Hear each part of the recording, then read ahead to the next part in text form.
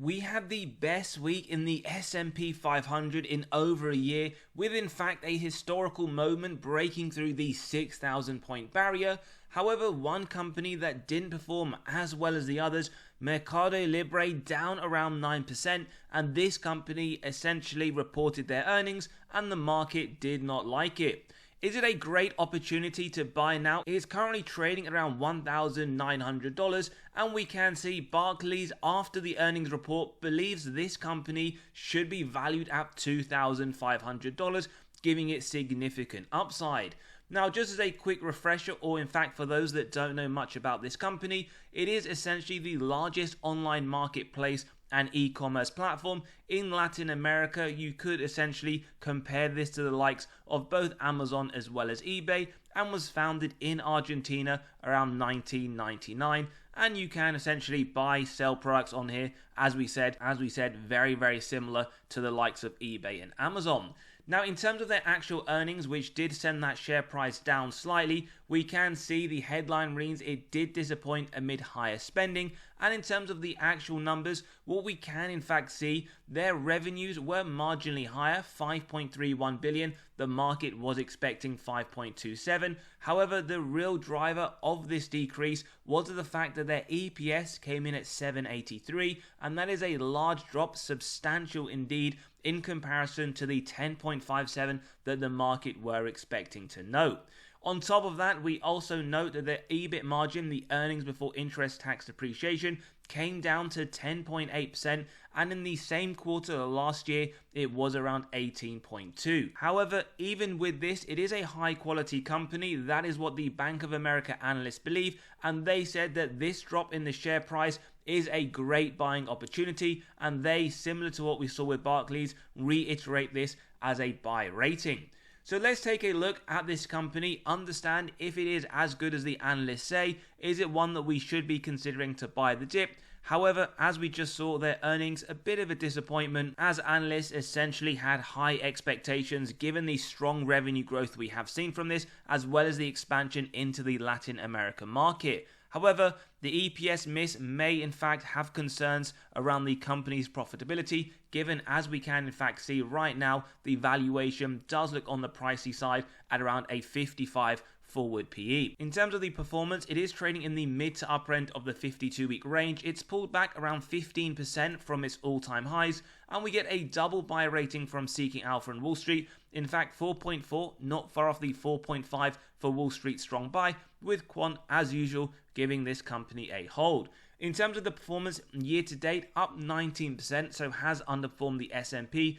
Over the last 12 months, up around 37%. But over the last 10 years, massive outperformance. We will show you the data, up 1,271%, blowing the S&P away during this period. So let's highlight some of the information that they did release in their investor presentation just last week. Now, there are some good points to note here. In terms of their GMV, they are up around 14% year on year. We're going to look at this in terms of the historical basis. They do continue to sell a lot of items, and in fact some good news around this on the upcoming slide. The only thing, as we said, their margins was one area where the analysts did not like to see. Net income around 7.5%. Again, we will compare this to the sector median. And we do note their adjusted free cash flow did take a hit in this latest quarter. In terms of looking at that GMV, the gross merchandise volume, in terms of a consolidated basis, so that includes Argentina, Brazil, Mexico, as well as others, we can see it is still growing at a very attractive rate. In fact, 71% in Q3 24, although it was higher marginally in the previous quarter at 83%. What we do quite like to see, especially for a platform, as we mentioned, similar to eBay and Amazon, that they are continuing to increase the number of items sold. Not only that, as we can see referenced by the 28%, but also the unique active buyers continues to grow. Essentially, if you have a platform like eBay, like Amazon, you also want to make sure that more people are coming to their platform and selling their product. We also noticed that the items sold per unique buyer has also increased Quite some nice metrics that they do lay out in this investor presentation. We can also see the same and next day shipments grew 16% year on year. In fact, as they've stated, it was a record number of items that arrived to people's houses on the same day or in fact the next, which is ultimately what people want in this day and age. They want convenience. They want to click on one button and have their product at the latest the following day. And the final slide that we want to show you, in terms of their revenues, they mention it themselves, it does remain very strong, growing on a quarter by quarter and on a year on year basis. However, one of the main disappointments was the income from operations, which is down. On top of that, we can see the actual margins, 10.8% in Q3 24, 18.2% in the same quarter last year. Now, they say the largest driver, in fact, for this issue was that they had higher bad debt, and they blame this on the credit portfolio's rapid growth and the shift to credit card, which they say has a higher bad debt as a percentage of their total revenue. Now, the one thing we would mention about this point, it is good that they have identified the issues as to what has led to this drop. We hope, though, moving forwards, this is something they can compensate for and ideally bring those margins back to the highs that we saw from a year ago. However, we would say 18.2% is the highest margin out of the last 5 quarters, so hopefully this is just a bump in the road. That's something that ultimately the investors did not like to see. So we have Mercado Libre, who did miss, as we can see in the latest quarter, substantially at $2.10, but the previous 3 they did beat, and substantially in fact, so a 75% track record, although ultimately the more recent one is the unfortunate news. Moving forwards, the next quarter they're expecting a small drop to the year on year. However, the subsequent 3, very large growth expected, with the December 2025 next full year earnings per share estimate lowering the forward P to around 40.2, which, remember, because that is very high, the market has large expectations. Any weaknesses that are identified will be punished in the share price, but other metrics are looking very promising for Mercado Libre. So let's get on to a few points and the metrics. First thing we want to point out, in 2011 they did start to pay a dividend. However, they ultimately cut this in 2018. Hopefully this is something on their radar in the future that they will start to implement again. In terms of the free cash flow payout, a little bit redundant to discuss, but we can see it was very low, below the 60% that we want to see at a maximum. Then we get to their free cash flow per share, which has looked very strong. In fact, the increase is very rapid, although we can see that has substantially come in the more recent period. In fact, from 22 to 23 doubled and expected to double again over the next 12 months. So this is clearly a growth company that continues to move in the right direction, but is valued at a fairly expensive price. Remember, we will get to our own valuation model towards the end of the episode. And the sales growth looking very strong, double digit every single year, 37% in 2023, and their total sales has been astronomical, 560 million reported in 2014, 14.5 billion in 2023. In terms of their shares outstanding, they would have diluted your position over the longer term, as we can see. 44 million in 2014, 51 in 2023, but as we say, you really wouldn't care given how much the share price has increased over the period.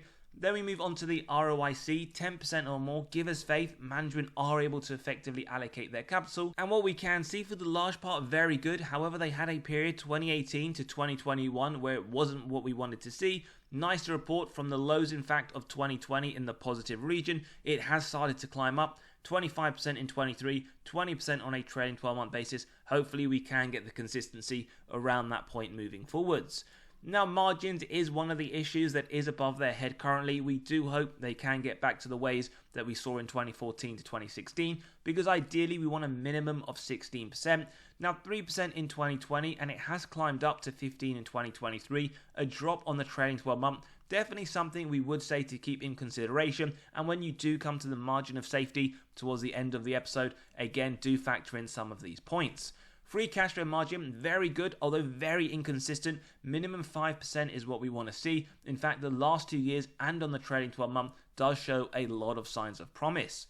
Then we get to the final metric, net debt to EBITDA, referencing the earnings before the interest, tax, depreciation, amortization. Below 3 is what we want to see, 0.57 in 23. This is the number of years it would take them to pay off all of their debt net of cash on hand. In fact, on a trailing 12-month and over the next 12 months, 0. It won't even take them 1 day to pay it all off. Very strong balance sheet, as that is what this metric correlates to. And as we will show you later on, it does look very, very good and very secure. So it looks great in terms of the metrics. One or two things that we have flagged just for you to pick up with. And what we also want to point out is we have released our latest free weekly article where we cover 2 stocks we are buying in November.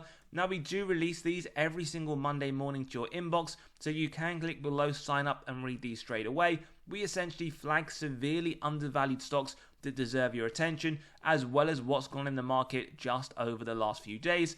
If you do sign up, you can also grab a copy of 40 undervalued stocks for the month of October, running through each one as well as the upside that Wall Street themselves see over the next year. And on top of that, you can grab a copy of 22 undervalued stocks that Wall Street believe have the most upside in the S&P over the next year. As we said, click below, sign up, and you can read straight away. Other things we'd like to flag is insider and institutional movement. Insider very low, and in reality the movement has been very minute over the last 3 years. Both buying and selling in fact has been below $1 million, and you would have to go quite some way to see this initial movement. In fact, Q1 of 2023. Now typically we'll show you for transparency who these insiders are, but there's actually been none that are anything or any point relevant. But as we can see, this is one that US Congress members have been selling, although this isn't really something we consider, but information is there if you do want to take a look. Then we get to institutional ownership, around 88%. We see around 43 billion worth of sales by the institutions over the last year, a significant amount less. Probably the first time on this channel where we've actually seen it, that institutions have been selling a significant amount more than they have been buying. And we also noticed this in the more recent quarter. Institutions either bearish on this or isn't one they want in their portfolios. But as always, like we say, never copy institutions, never copy insiders. Always do your own due diligence. Then we move on to the income statement. Now we've already shown you their top line revenue has seen some astronomical growth over the period. What we really want to flag here, something we haven't touched upon, is their bottom line net income. Does it follow suit? Now we can see, I would argue, very inconsistent, especially with their top line revenue being very strong. But we did also see there are some issues with margins. Last 3 years looking very good. What we can also see on a trailing 12-month basis, the estimation here that 2024 will also be another nice increase. But again, there are some things to consider. Now we're going to look at the health check, total cash versus total debt, and their cash has been increasing significantly. No surprises given so has their total revenue. 372 million in 2014, 6.7 billion in the latest quarter. But as always, one number, isolation, no information from that can be digested. So we compare it to their total debt numerically and directionally, which has also increased. 284 million in 2014, 6.3 billion in the latest quarter. So their cash and debt aren't too far off each other. And as we saw, net debt to EBITDA 0 on a trailing 12-month and estimated next year. So it won't even take them 1 day to pay off all of their debt net of cash on hand. Now valuation D, absolutely no surprises given their forward P is very high, 55 with the sector median at 18. Does it deserve it? Again, something to consider. But if you are someone who has been buying or are going to buy, right now you are paying a 212% premium to the overall sector median, and that is reflected no matter which valuation metric you do use. Now in terms of growth, well, A, that is good to see given they are trading at a higher price. Year on year, 37%, absolutely much better, much stronger than the sector at 1.6. Forward looking, 33.5%, sector median at 3.2. And on top of that, over the next 5 years, expecting EPS to grow 27% when the overall sector itself sits around 10.5. So looking very good on the growth. The same to be said for the profitability with an A+. Margins at 52%, much better than the sector at 38%. Bottom line around 7.8%, again marginally better than the 4.6% from the sector median, but their cash from operations over the last 12 months just under 7 billion, with the sector coming in 283 million. So it does look good in terms of these growth and profitability. However, does it deserve that much of a premium? Something we'll get to in our own valuation. In terms of a quick recap, double buy signal with a hold from quant, D- on valuation, A on growth with an A+ on profitability. And 2 final things before we do jump into the valuation model. Let's see the comparison against others in this industry. We have quite a large number of names that I'm sure are very well known. And in terms of total return, up around 37%. Now one of the lower ends, but what this actually shows us, given that is a fairly decent return, is that the industry as a whole has performed very strongly. In fact, eBay up nearly 60%. Then when we take a look over the last 5 years, we can actually see MELI is the best performing by a massive margin, and the same to be reflected over the last 10 years. So absolutely mammoth of a performance by Mercado Libre. But as always, remember, past performance is not an indicator of the future. And we also just want to show you this same to be reflected over the longer period with the S&P. In fact, over the last 12 months, very similar performance. MELI was actually better before the drop, so we do see it right now both around 37%. Over both the last 5 and the last 10 years, though, there is absolutely no competitor. Question is, can they continue this strong performance? Now let's jump into the intrinsic value, and as always, if you do enjoy the content, value is being provided, smash that like button, hit that subscribe and bell button so you are continually notified of these videos as they drop. So we've got the intrinsic value based on the DCF model, and when we take a look at it, we have the free cash flow year on year.